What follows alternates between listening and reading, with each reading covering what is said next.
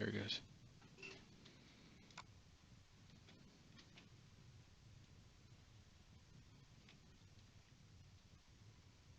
There it goes.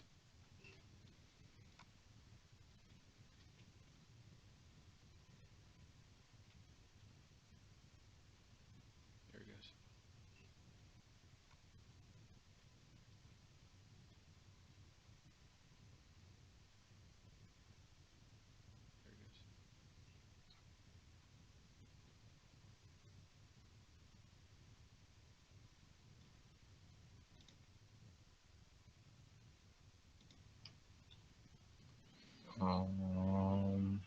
YouTube looks good.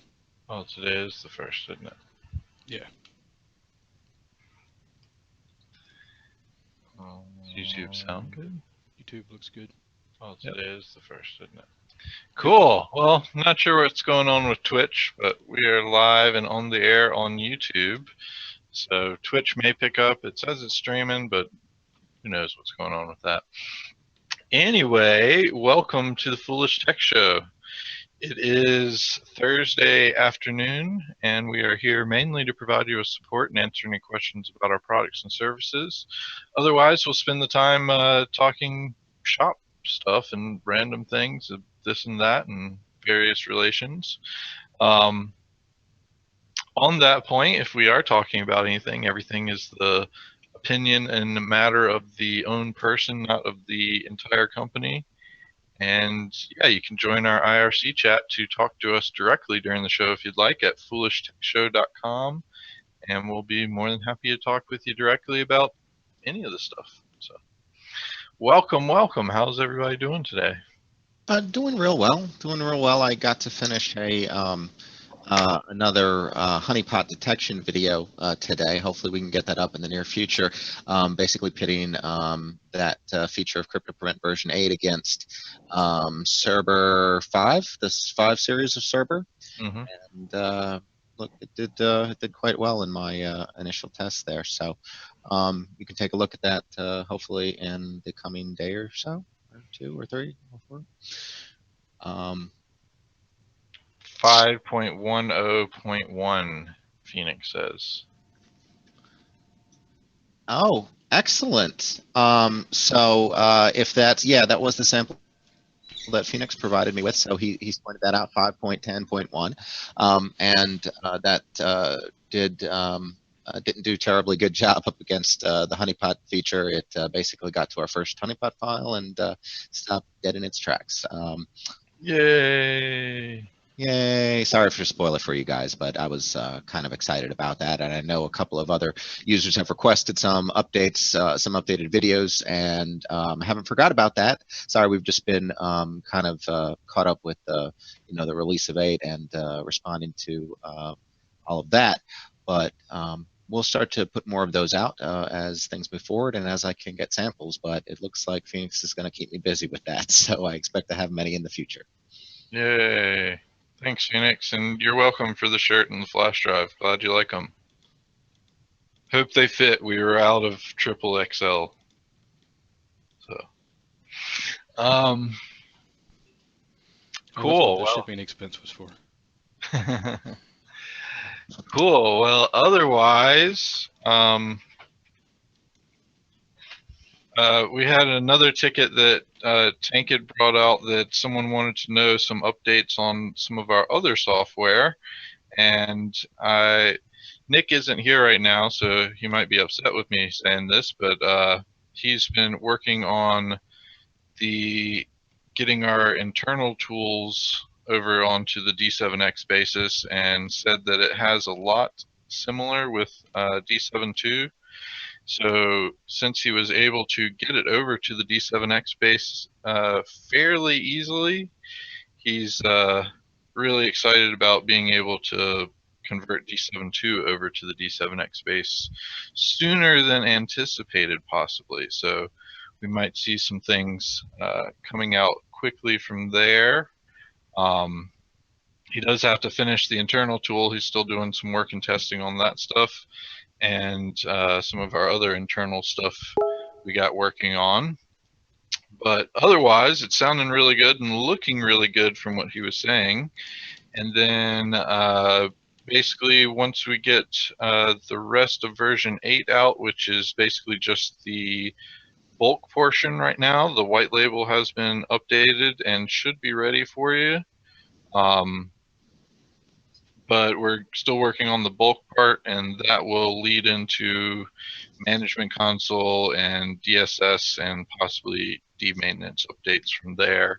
So all the things seem to be lining up and working out fairly smoothly. Still doing the progressive rollout of Crypto Prevent 8 for the automatic updates, and so far things seem to be going pretty smoothly there, but yeah, things are looking fairly well there. So we're excited about that and getting some new things out the door. So Yeah, that's really good news. And yes, Phoenix, yeah, we aren't joking about that. So whether or not you guys believe us, we do have we do stay quite busy over here, and we hope to have some fruits of that for you guys soon. And you know, we try to address all those questions that are put to us. So you know, don't feel bad about asking. yep. So cool there. Phoenix, you only got one link for us already today? No, 2 links. No, 1 link? Yesterday. Yeah, 1 link from today. Anonymous hacktivist Barrett Brown released from prison. Yay! Now I can be the spokesperson for Anonymous again. Yay! What? On that note, you can get a bidet added to your toilet for $21 today only, I think. Did you talk about what? Wait. What did I just add a bidet to your? Is this like an upgrade? Wow. Yeah. Oh, neat. If you want to add a bidet to your toilet, you can do that now. Okay. Well, thanks. Okay. So did you talk? Did we talk about this? When the IRS this had been posted previously, and I believe this is Requesting identification of the Bitcoin people. coins. Yeah, or the exchange, right? They were. I mean, is that one exchange of Bitcoins? Yeah. So like But- they convert Bitcoins into other things like dollars. You know, I was more concerned about the breadth of this, you know, the scope of that request. It doesn't seem. I mean, if it was targeted against a specific, but I guess they can't. That's the whole anonymity part, right? They have to get all the data and sift through it. They probably just know that someone went to Coinbase and exchanged something. So how would they protect the information on, let's say, legitimate people doing conversions there or whatever? How do they protect them from this? I mean, I have no idea. I think that's probably part of the issue. Yeah. Okay. But basically, it's like probably the IRS is auditing someone and found out they went to Coinbase, like some connection to Coinbase, and a large chunk of money is missing from the IRS audit, and they want to track where that money went. And they don't have any Bitcoin addresses for the person, so they just have a reference to Coinbase that they're basically phishing, it sounds like. Yeah, I'm curious what'll ever. Where is that base, that exchange? Do you know? I think it's in America. I don't know. I would imagine in America if the IRS is. Yeah, I don't know how they would have authority otherwise. Yeah. Okay. Phoenix has 2 other links. Manjaro Live install image for E2B you can now add, and Rule 41, the FBI gets the extended power to hack any computer in the world. So the Senate had been talking about wanting to block that, and they failed. So now the FBI can basically just break into any computer they want to without regards to anything, including American citizens. Yeah, and a single judge can How is that issue constitutional? a single judge can issue a warrant encompassing basically the entire planet. I don't know. I don't quite understand how that's constitutional either. Who knows? Who knows? But I think it'll probably have about as good an outcome as this, where Facebook apparently is going to use AI to identify offensive live streams. Since Facebook offered their live streaming platform, there have been several dubious things having been broadcast live over there and watched by a large number of people, including things like underage sex and suicides and such. So, and I think a rape was in there too, probably. It's so they got a real big issue with their whole And their so, broadcast account there. yeah, I just want to note though that while I agree that more needs to be done on their end, we're going to get into the same situation where you're going to eventually start to ban legitimate videos, and there's going to be lashback. And Well, with some of the stuff that's been broadcasting, I think it should be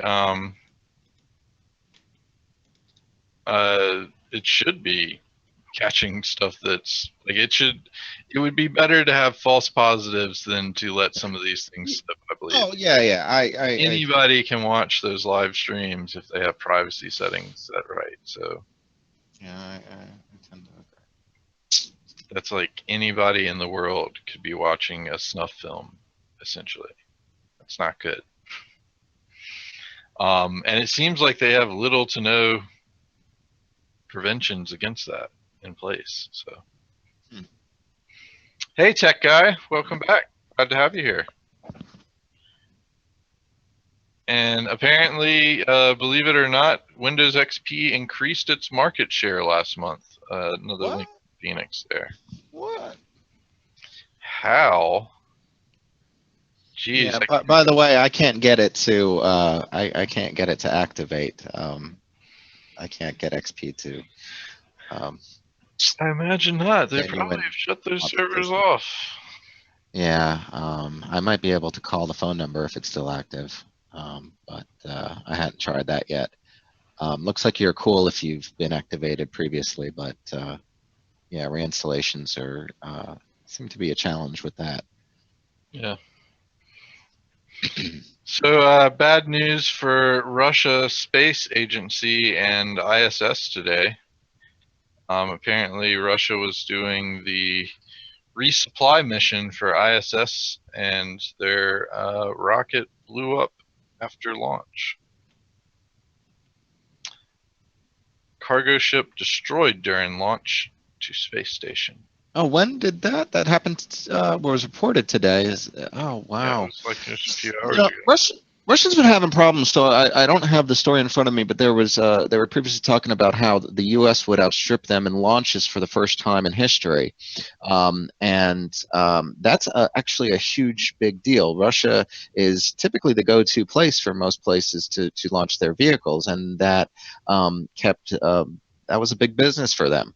And it seems like between the development of the ability to do this by both commercial entities as well as other nation states, the reliance upon them is not nearly as great. And there's also been large they used to be extremely reliable, the Soyuz and all these other aircraft or the launch vehicles that they have.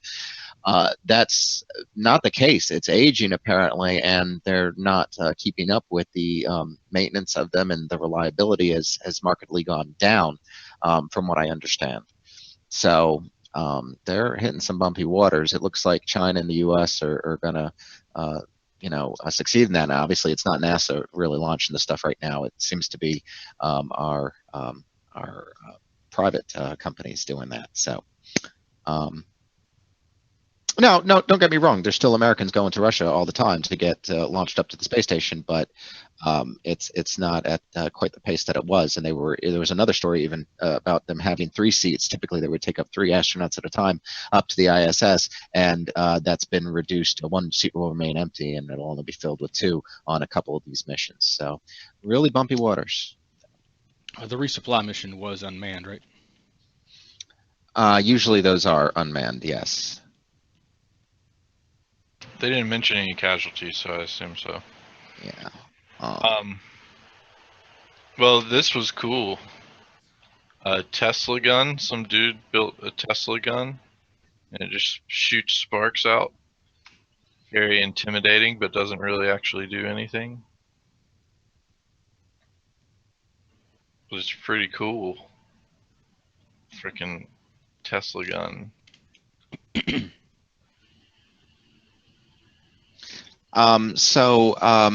This is how commercialized space is getting in relation to that that other mention there about the ISS. This is an article about United Launch Alliance, and it looks like they pretty much have a site, or they have a site called rocketbuilder.com, which you know, I don't know if you guys have been to any of the big auto dealers sites, but they allow you to you know, build a custom vehicle, and it's really kind of nice. I have a friend who's big into Mustangs, and he was showing that to me one day.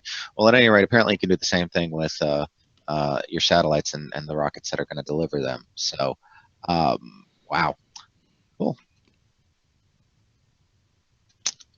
Didn't they receive like a large grant to do something helpful, and like that's all they've come up with so far is a website to build your own rockets, which obviously going to be well used. No, well, United Launch Alliance has had some successes Yeah, and some usually when failures. I'm searching for a rocket, I just check Amazon first. But now that there's a special website where I can build my own rocket, whole different ballpark. Look, I'm not sure. They've received a large amount of funding. But let's see. Yeah, SpaceX is considerably cheaper. Is what it, and the reliability isn't apparently that much different. Yeah,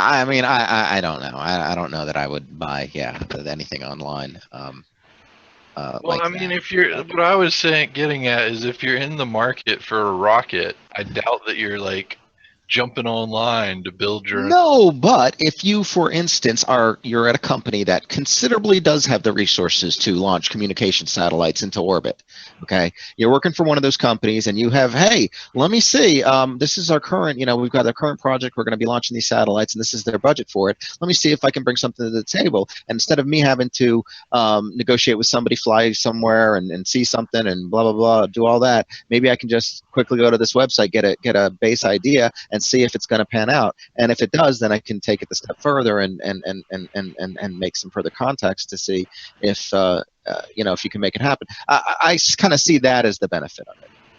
You see, I'm pretty sure that buying a rocket like is something that I'd want a little bit more effort put into, I guess, than just going to a website. I know, but this is the early planning stages, and more, you know, because of the commercialized space travel, more and more businesses are going to want to get into this. So And just giving you a quote of what your rocket could be expected to cost. Because I think obviously, if this you're type of thing will evolve as if you're in the market for launching a rocket, you really aren't aware of what the basis of that would be. Okay, you know, I don't know enough about it to say, but There we go. That's what we were going for. Well, something way more fun is this inflatable water park. 200-person capacity, and it's just floating on the water outside of Dubai. Looks pretty fun. I'm not sure why you have to wear life jackets though. That's kind of weird.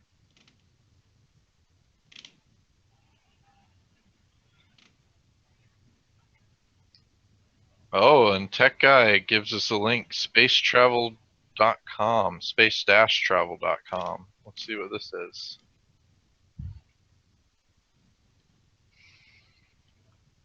Looks like all kinds of space news. We were looking for space news earlier, and Michael came up blank, and I was like, out of all of space, Nothing out there to talk about. Nothing at all. Nothing at all. Well, speaking of space, Buzz Aldrin is in Oh, I heard he got hurt. condition. Something happened to him. Yeah, he was medically evacuated from the South Pole where he was vacationing, apparently. Is that recommended, or maybe his doctor? Well, maybe that was. There are people. My father used to travel to a much milder climate in the winter, and I've never really asked him so much, but it may have been medically motivated in some way. And I've heard of that before. For health concerns, particularly in aging the aging populations. So yeah, But there's no details though. It could have been a broken something. He could have fallen, for instance, or it could be something more serious. He is 86, right? Years old. but he apparently he had fluid in his lungs, but he's Ooh. responding well to antibiotics and being kept overnight for observation. His condition is stable, and his manager, who is currently with him, described him as being in good spirits. His Twitter account stated that he is recovering well in New Zealand. New Zealand, yeah. That's okay, great. Well, good news. He is still considered to be an American hero by many. And he certainly remained active throughout his life. I hope to see him do that for another decade or more. Yep. Now, Phoenix, I'd like to talk about that link that you posted there, because I'm pretty sure I kind of glanced at that idea before, where essentially they're having you sign in to a whole bunch of services and then they go through and delete those services for you. That's a real good way to give your all think your about access. that before you decide to go about doing that. Mm-hmm. I'm going to sign in with all of my credentials and give someone else full control to delete my accounts. I understand you're not concerned about having those accounts anymore, and you don't really care about what somebody may do with that information, but that might be the part you want to double think about, because they could do a whole lot before they deleted your account. They could download all your information. I know Facebook. I love uses of the word Google double think, by the way. Yeah, they're already these sites already typically offer that services. It's a very important point to add. Somebody attempting to throw themselves into this probably has more up their sleeve than your best interest. Just in it, making it easy to delete you from the internet. Because that's always been easy. And what sort of it's not all in one place easy, and some places, I'll admit, do not make it easy to delete yourself. Well, no. Well, my experience, for instance, early on in the early days of things with Facebook and MySpace and all that, it took me a number of attempts for both of those to get my account fully and completely purged. So I understand that it's not always easy, but in this sense, but I think. Still, I don't think that would make that big of a difference on it. Either way, it's again, I would not hand the keys to the kingdom to tell them to destroy it. I would tell them to destroy it. I'm in complete agreement. Complete agreement. Yeah, just think about that before you try those kind of services. And maybe this one works really well. I mean, it's made its rounds on the internet. People seem to like it. Maybe, I don't know. So Apple, notoriously known for using terrible maps data, is apparently trying to improve their map data, and they're trying to take it a step beyond Google by using drones to map the streets. So they're going to build an army of drones and basically fly it over cities and places to deliver. No, to take pictures of everything. So like street view or satellite view. Where are the delivery They get drones that I've been hearing drones. so much about? I don't need And that'll be pictures. another year or two at least. I don't need They're more pictures. just barely getting robots to deliver Look, things. this surveillance stuff is bugging me. And what involvement do they have with the government and military doing this? And I thought there wasn't there limitations on the resolution, or there's supposed to be a disparity with what the government is able to do and what they're able to do, and I don't know. As far as satellites go, yeah. And that's live imagery. This is, I mean, they're not going to have drones over you 24/7. Mhm. I don't know. What was the movie Interstellar? Didn't even they imply that there was drones flying over from, where did they say, India or China or somewhere? And they took it out over the U.S. I mean, obviously that's a sci-fi and movie, but I mean, Possibly, but we're not talking about those kind of drones. We're talking about like the Phantom 4 flying over a city. Like okay. 100 of the Phantom 4s flying over a city at once. Okay. And there's no mention of police usage of this data, is there? Because I mean, I'm sure they'll log on to Google and do it just like they do with Earth right now.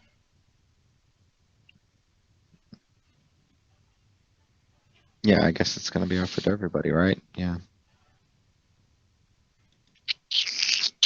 Huh. Okay. Images and other data collected will then be rapidly incorporated into maps. This is. I thought this. Wait, this isn't Google. This is Apple, right? Yeah, Apple's doing this to try to make their maps better. Because right now, their maps will lead you into a river. I never take directions from an Proctor Apple. I mean, loves his I would iPhone, rather ask an animal on the but side he of the used road Google rather than an Maps Apple instead of where to Apple go. Maps Oh, to navigate to Austin and back. So anyway, I thought it was also an interesting story about larger companies getting into a drone use besides delivery things. So, speaking of drones, though, this was pretty awesome. Yeah, pizza drones. They got those in was it Australia, New Zealand? They got a pizza drone somewhere. They had. Anyway, speaking of drones, there's some awesome. I believe that is California beach area. Yeah, Venice Beach. Um, Man, it looks just like Vice City almost. But yeah, that's some pretty good drone footage he did there. Very impressive going through the bars on that thing. Yep, New Zealand. Thanks, tech guy. New Zealand had Domino's drone pizza delivery. So that was cool. Yeah.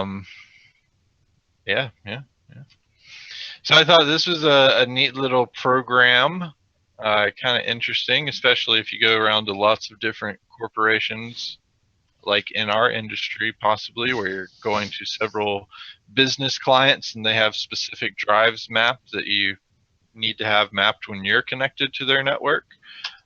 This program will help with that. So it looks for the network you're connected to and then will map a drive appropriately when you connect to that network. It's pretty nice. Cool. Yeah. So if you're have specific mappings at one client and then you go over to a different client, when you connect to their Wi-Fi or their network, it'll map your drives appropriately. Kind of a simple concept, but extremely helpful at the same time. Those are some of the greatest ideas. Maybe a third-party app for D7 Yeah. Switcher Windows subsystem for Linux distribution switcher. That's a mouthful. Yep.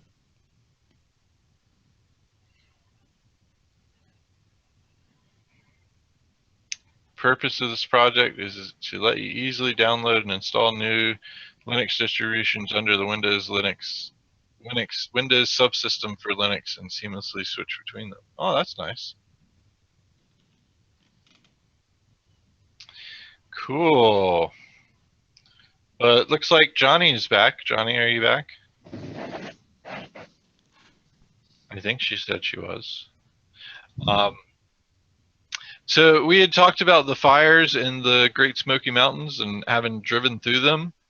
Well, apparently they are doing worse or getting worse or possibly even worse, but this is one in particular that is of issue currently, and that is the Chimney Tops 2 fire at Gatlinburg, Tennessee, and that's actually the one we talked about sweeping through Gatlinburg yesterday.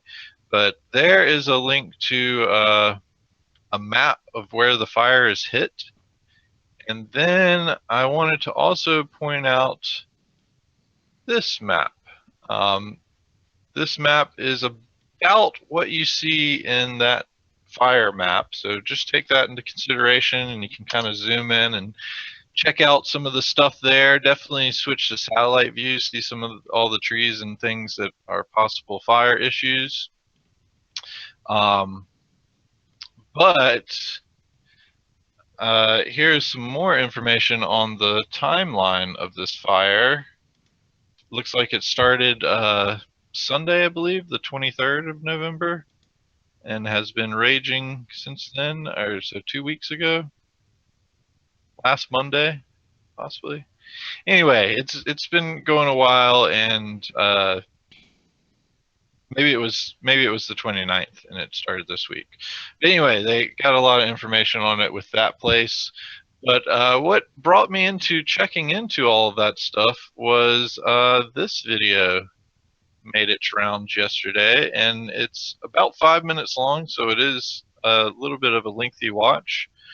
But this is the worst place to be during a forest fire. And I will show you that here in just 1 second. So if you watch that YouTube video, it seems like basically this dude and his friend and or son or something of that nature and dog essentially woke up and found out everywhere was on fire.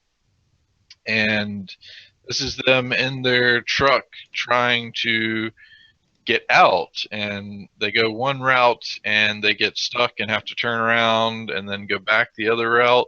But what's really crazy about this footage is, I mean, they are like street distance away from super fire burning, like entire cabins and houses on fire, and like it looks like a hellish landscape entirely. It's a crazy video. Highly recommend checking it out. It will definitely make you think more about staying up on when fires and things are around and all that. He did note in there that there were no warnings for this fire, and he sounded kind of upset about that. That second to last link I posted, though, goes through and tells you the timeline of when they started doing mandatory evacuations, because usually they are pretty good about that stuff. Granted, true, he also mentioned that, oh, no one's out here fighting this fire, but that's not exactly how you fight forest fires. It's just walking around spraying everything. So interesting. It would be interesting to know when this was actually done, and if he had ignored the voluntary evacuations and stayed anyway, and then the mandatory he just missed because power was down. Because on top of all of this fire stuff, it also had gusts of winds up to 70, 80 miles per hour. And that's been like taking embers and traveling it across vast distances and starting fires in other areas. So it's hard to know exactly where fires are.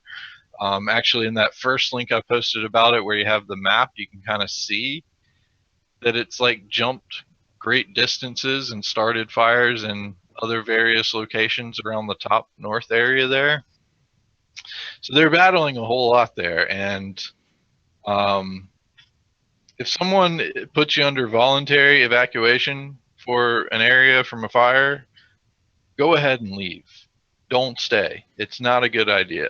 Watch that video and you'll understand why you do not want to stay if it's voluntary, because that fire could come in under an hour and take out everything. Yeah, it's it's possible to weather a hurricane and maybe even a tornado, but not so much with a fire. Yeah, exactly. Yeah. It's like I can understand we never left when we had to be evacuated for hurricanes or anything like that. We stayed, but yeah, if a fire comes, it's a bigger problem. And he had also mentioned in there that he was like, it seems like every single house, and it's like a little community, was on fire when not all the trees and everything were on fire. So like everything wasn't on fire, but every single house was on fire. And I'm thinking that that's probably what happens when you have a forest fire and a gas line gets hit. Because all of those places are probably all connected to the same gas line. So if one house catches on fire, that catches the gas line on fire. That gas line spreads to all the other houses, catches all the other houses on fire. And it is really weird to see because, like, he's driving through. Does that and really like, happen? I would have well, thought if you watch that video though, it's literally the only things that are on massive fire are the houses. So like he's driving through neighborhoods where it's like neighborhoods, this whole house is on fire, this whole house is on fire, this whole house is on fire, but all the trees are fine and not on fire. All the brush around the ground is not on fire. It's not like you see like a little trail of fire or burnt embers like from house to house, which you would expect with a fire. Like every house was on fire. So it did seem weird, and I would want to just throw up the possible explanation of gas lines. I would think that would easily do that. But I never thought about that, but yeah, seems like yeah. So they did get some good news, and Johnny pointed this out today. Dolly Parton, who Dollywood is located basically just above the fire stuff in that first link that I posted on the map where the fire is, like just above the ones on the top right. That's where Dollywood is. And Dolly Parton grew up in this area, and that's why she set Dollywood up there. And she's actually donating $1,000 per month to families who lost everything in the fires there. So if you want to check that story out, that is actually extremely awesome and super nice of her. And if you want to assist in that venture, you can donate there. Yeah, like Proctor was saying, there's not much you can do to prepare for a fire except for grab what's important to you and leave everything else and hope that insurance will cover it. I lived in Boulder, and the first 3 months that we were there, we had a forest fire scare where we were just outside of the voluntary evacuation zone. And living in Colorado, it was pretty much essential that everyone had a fire kit. So you had all your important documents, all your main necessities in one area so that you can grab those and leave quickly for a fire. And basically you lose everything else, and you can't like move your entire house. You're not going to take your favorite couch when you're getting evacuated. So definitely a good thing there. Awesome job, Dolly Parton, giving back to your community. Kudos. For sure. Johnny wanted to wait for that. What did you want to talk about it? Nothing. Go ahead, Proctor. Oh no, I was just echoing what you said. Why did you want me to wait then, Johnny? I don't know. I just wanted to hear what you had to say about it. Okay. Did you want to say anything else about it? No. Should I describe your link that you found proficiently? Yes. I think Michael has something to say about it, though. I don't think we want to hear Michael's opinion on it. So I don't think you like, guys keep do it to either. himself. Yep. And I'm watching the video of the guy driving through the fire, and that is just horrific. Insane. Is it not insane? Like I It's would like have something you would have seen in a movie. You know, it's hard to believe that was real. It's like in the third link I linked to before, the one right before the video, they walk through and talk about their evacuation times and like when they started doing voluntary evacuation, when they did mandatory, and they'd even mentioned that during mandatory they had people going from door to door, knocking on doors, telling people to leave.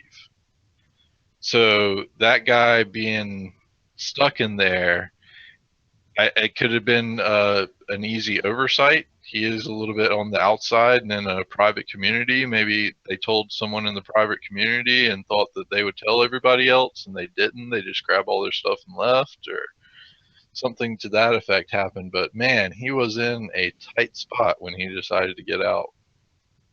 And you definitely do not want to wait that long.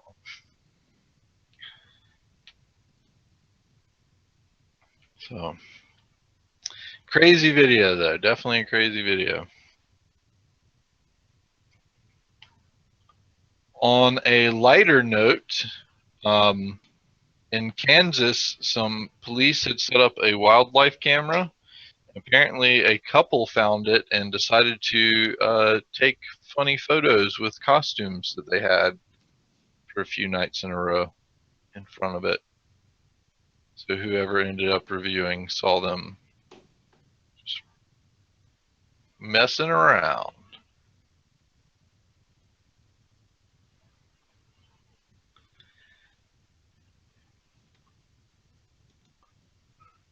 I also thought this was a pretty cool link. So this is the quote unquote real boundaries of American metropolises. Yes, And metropolises, yes. that's done being decided by an algorithm. And looking at it, I could say that's probably about right. The general area of people traveling in those metropolises probably do have about the range that they end up saying on that thing. So, like when I lived in Denver, that was pretty much the areas that I would regularly travel around Denver, and I mean regularly over a couple Yeah. years time spans. But Yeah, even yeah, that's pretty much I mean looking even in New York, I that looks about right. well, and taking note too that like That, major cities beside each other, like only one of the cities gets a name there, kind of thing. mm, So like yeah. Raleigh gets Raleigh versus it's probably the Raleigh Durham, Winston-Salem, Goldsboro, Greensboro, all that area. Look at DC. I lived in the DC area, and I always thought it was incredibly large, considering it encompassed Northern Virginia, a lot of portion of Maryland, and then DC itself. And yeah, and that's expressed there on the map. Although, I question like Richmond. I don't. So I had traveled back and forth from like Richmond south for quite a bit, but I don't know, and that's a major. See, the problem is there's major highways here, and I'm just a little bit concerned that that might be changing the data. I don't know how they gathered the data at all, but I would assume like just looking at it from people working outside and traveling into town for work kind of thing is probably what's going off of. And again, like I was saying, the major towns beside each other don't really add to that effect, but there are probably people that like, so say you're actually in Norfolk, but your company is based in Richmond.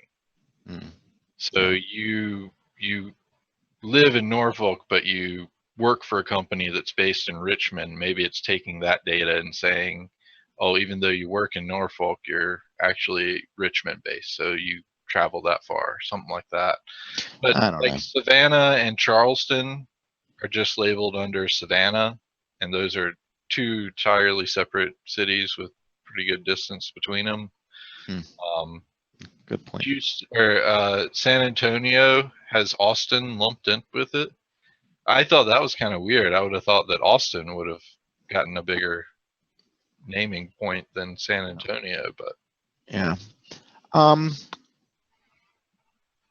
Still, it's pretty interesting to visualize the East Coast density versus the West Coast. Yeah, I wanted to talk about something different here for a second, and I've been, I don't know, I guess it's partially obsessed. See you later, with, tech guy. Oh, Later, see you, tech tech guy. You know, I'm obsessed with SD and micro SD cards and their performance, and particularly in relation to single board computers. Of course, you guys know my penchant and Brantley's penchant for Pis and similar types of mini single board computers out there. So there's all these rating systems for speeds on these cards, and I'm sure you guys have seen them. You know, a common one is this X factor, where they say some arbitrary big number and then an X after it, and they, you know, say that's going to be some indication of its performance. They're are introducing this new standard. It's called app performance or something to that effect, but it's going to basically be tacked on to a stream of already existing performance measurements. And it's, I don't know, this to me, it's confusing for me. And for a consumer that's maybe less technically minded or oriented, I imagine it'd be incredibly confusing for them as well. I don't know how you feel about it, but I felt like they should have maybe got on this bandwagon a little bit earlier, and maybe all got together and decided on one consistent performance measurement instead of what there appears to be at least 4 separate performance measurements that are not necessarily compatible with each other in any way. Like for instance, the UHS speed class is the one I've been, you know, primarily focusing on, the UHS 1 speed class, because it effectively allows, like on a Raspberry Pi, for you to overclock the SD card bus to 100 megahertz and get the best performance out of it. But you know, this new specification basically has the same exact performance minimum requirement. The only thing that it improves on, and I will throw this in its corner, I'll throw this as a plus in its corner, is it does specify minimum input-output or IOs per second. And that is a very specific metric that is sometimes not advertised on these products and may be important for certain types of use. I think that's a good thing, but I just don't like this overlap. And like, for instance, a card can be UHS 1 and it may or may not be A1, but every A1 card is UHS 1, you know. But then there's UHS Speed Class 3 cards, which are considerably faster than the 1 version of that, and there's no seemingly compatible or additional app performance class rating for it. So, you know, I don't know. We'll see how things pan out, but my guess is just going to be another little stamp beneath the product name on a box, and it's going to be relatively meaningless to the consumer. I really think you need to look at the specific, benchmarks and comparisons about real devices instead of just these classes. But you know, certain applications you do demand, like there are certain, you know, video recording, things like that do demand a certain level of performance, and I like that. But there's already specifications for that. We'll just see how this gets adapted, and who knows, maybe some of the other standards will incorporate IOs per second in their measurements, you know, so maybe it won't be too terribly bad. Maybe that's the positive out of all this. I just think it's confusing to have so many different standards. Would you agree? Or I think everything you just talked about was confusing. So, well, if you've not looked into the performance of those devices ever, I mean, it wouldn't, you know, it doesn't make any difference if you're just using them for you know, possible backups or carrying out a few documents like I did when I was in school. It's relatively meaningless. But when you're actually running an operating system or applications from those drives, or recording video to those drives, or doing something else that requires a high data rate, you need to see where your device falls, see if it'll work for your usage scenarios.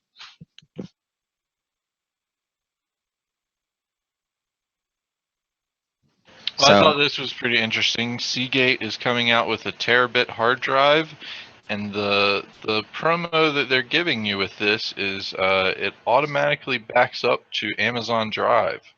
So apparently, whatever you put on this hard drive will automatically get backed up to a Amazon Drive unlimited storage subscription. And is that included, or do you have to have that Amazon That storage? is, you get a promo code when you purchase the drive. You have 2 months to redeem it after purchasing the drive, and if you return the drive, Amazon will probably take your unlimited subscription from 12 months down to 3 months. So some caveats there, but I just thought it was interesting that it automatically backs up to the cloud, essentially. Yeah, I'm not a big fan of those types of devices, but apparently I did read the story. Apparently it will be, at least the way they describe it, as easy as plugging in the device and logging into your account, or adding your account to it, and then that's it. I'm just concerned about, there's going to be consumers that are going to basically fill up this drive and going to expect the data to be instantly duplicated into the cloud. And of course, that's dependent upon a lot of factors, such as their internet speeds. And so if a consumer, a home person, let's say gets hit by ransomware, download something and they say, oh, I have a backup, did it truly back up their entire set of data, and how long ago? Does Amazon Drive have file versioning? Well, that's another good point. Yeah, versioning would be critical for something like this. Let's see. I don't know. I just I would encourage everyone to kind of get their own solutions for that if they want to go the cloud direction, and not just have a. There's too many gotchas, I believe, with it. Not to mention the ones that Brantley mentioned regarding the length of term for the storage and your ownership. So file versioning for all file types is a lacking feature of Amazon Drive. It's something that's been available in both Dropbox and Google Drive for a long time. Dropbox, I know, has it enabled by default. I didn't know that Google Drive had file versioning. Does it have it in either? Yeah, how does that work? I don't use Google Drive enough, I guess.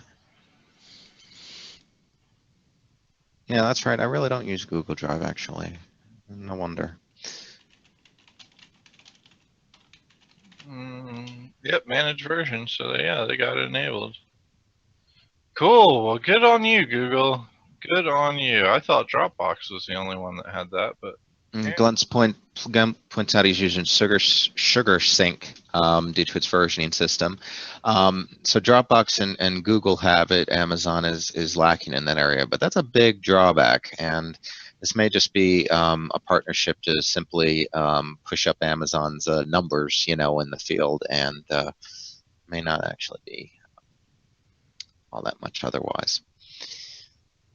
We'll see. yeah. So cool on that.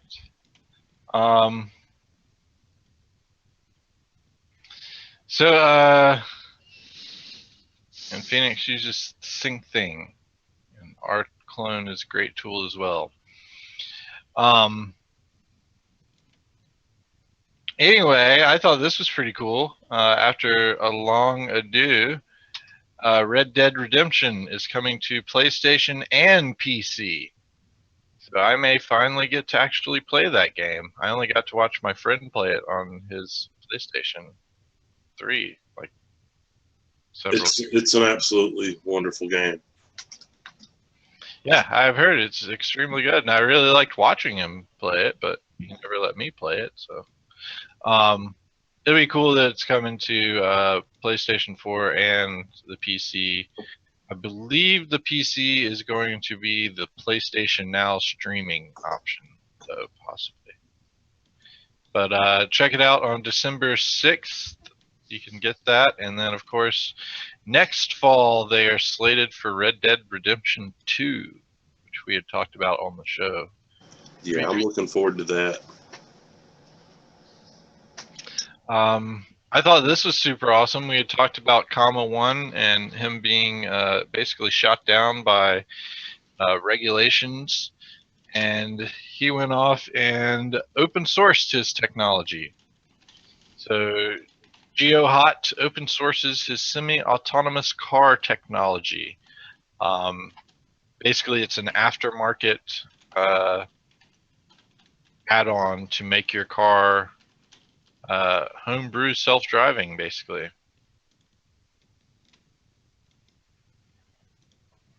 Apparently, though, it may be illegal to do that in some locations, so you might want to check into that before you invest too much there. Hey, speaking of Buzz Aldrin, there's going to be a third-party mission to the moon to inspect the area that supposedly Apollo 17 landed on. So they want to confirm or reboot.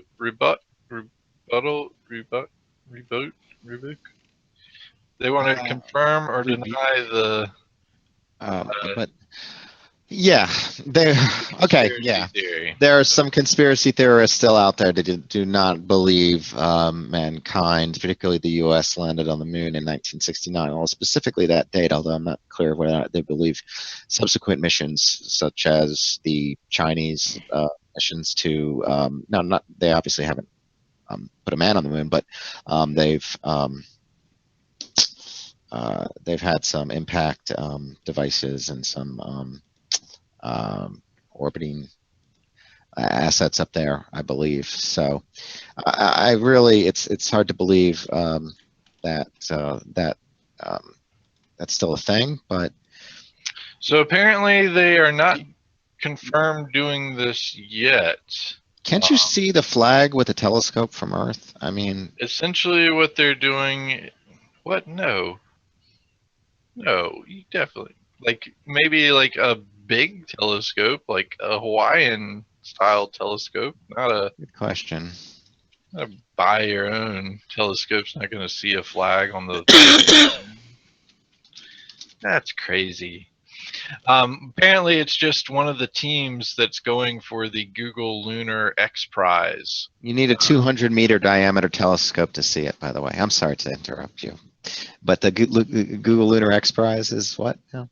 Is what this is going for, and they're just a team, one of 16 competing in it. Oh.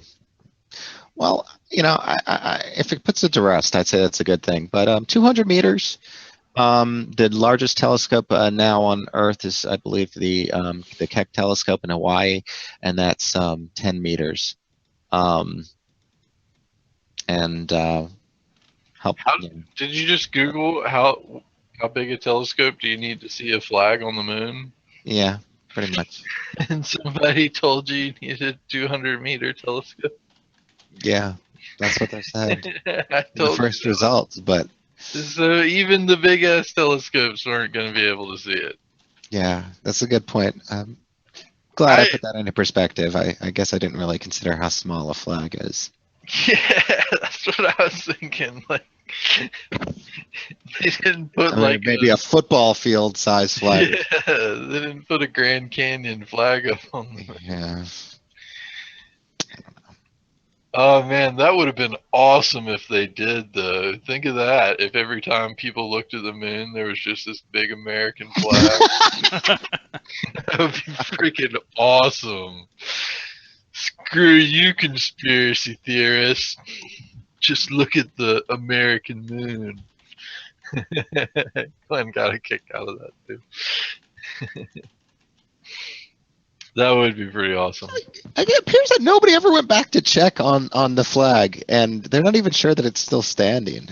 Because when they lifted off, it could have easily have blown over. Blown it off, yeah.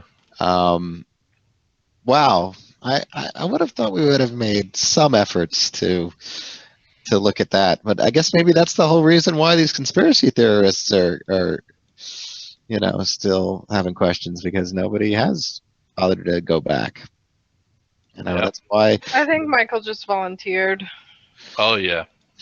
No, we are already sending him to Mars. I mean, wasn't there a movie, Apollo 13 or something like that covered the? No, was that Apollo 13, or wasn't it something about why we didn't go back to the moon? Because something real bad happened, aliens or something like that. Oh, that's funny. Somebody was going to put ad banners on the moon. Oh, wow. Dude, how much for those cost? Yeah, that banner would have to be big, as we've seen to see from the Earth. So, not sure if that's even feasible. All right, well, we have reached our hour time limit for the day, so we are going to get back to it. I'll leave you with one last link here that I thought was interesting. On numerous reasons. I A, hadn't heard of this movie coming out, and B, it's a 9-minute trailer. So just take that into account. This is the Great Wall International trailer, which I believe they just released yesterday, and apparently is going to be having Matt Damon star in it. What's this Great Wall about? It looks very China? Chinese, mystical. Okay, so it's about the building of the building of the Great Wall. Maybe? Don't know. I don't know. And of course, we all know that an American built the Great Wall. That's why. It's not in English, so the only things that are in English are what Matt Damon speaks, which kind of makes me wonder. But the rest of the movie is all in Chinese or Mandarin, whatever it's called, or whatever the other one's called. It may be. This is like Tom Cruise's The Last Samurai. I mean, yeah, right. Come on. Yeah. So, the biggest thing that interested me though was it's a 9-minute trailer. Yeah, some of those movies are long. Some of those movies are epic length. Like I remember watching, what was it, Seven Samurai, the original Seven Samurai. It's an amazing film, but it's something like, it's like, I don't know, 6 hours long or something. I don't. It's really, it's long. Yeah, this trailer is 9 minutes long. That's great. 4 hours, I think, or something. But yeah. No, wait. I think there was in 3 parts. Oh, sorry, Glenn. You're gonna have to wake up earlier, or get off work earlier, or do something. What time is it there? 4, 9. But it's like 9 p.m. there, isn't it? Tomorrow? 9 p.m. tomorrow? 9 p.m. Friday there? I think that's about right. 14 hours.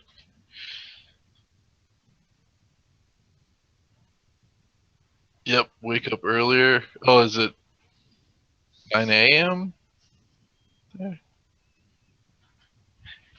8 a.m. on Friday. There you go, yeah. Wake up earlier. Come on.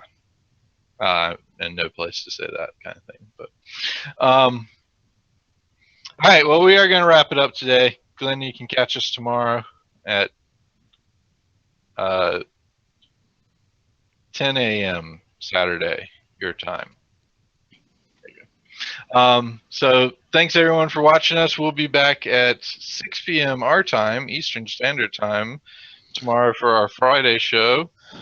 Otherwise, hope everybody has a great rest of their week, and hope their week has gone better. So thanks everyone for watching. Talk to you later. Bye, Internet. Doctor.